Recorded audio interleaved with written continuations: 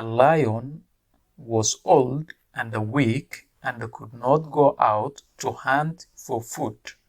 A lion libaax was old wuxuu ahaa duq and weak mid tabar daran and could not go ma uusan aadi karin out banaanka to hunt si uu u qaraabto for food cunto. Welcome back, soo dhawaada mar kale.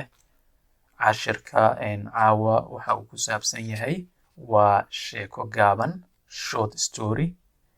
Akhrinta sheekooyinka gaaban waxa ay kaa saacidayaan oo ay kaa caawinayaan luqadaada in ay hagaagto.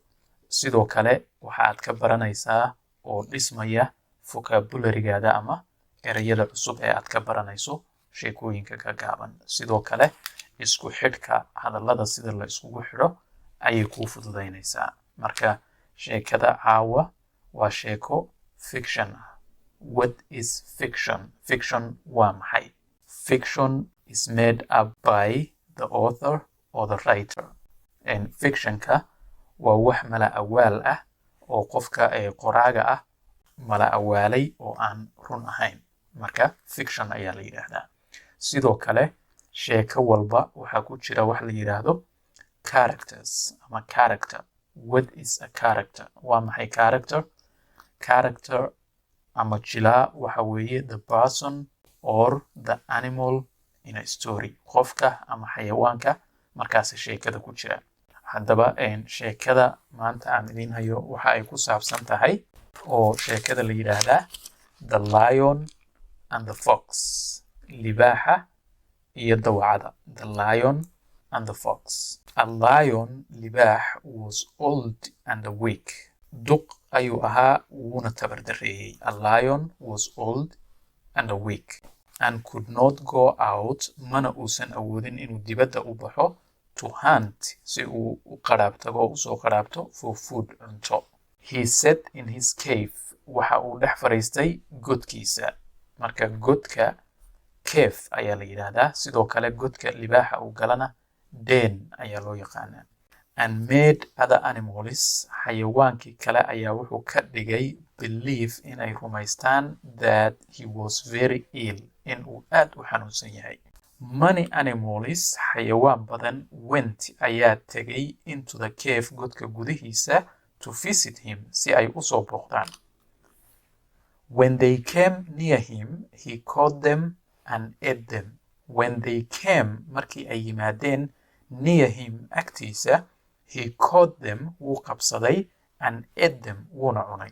After many animals were caught this way a fox came to visit him.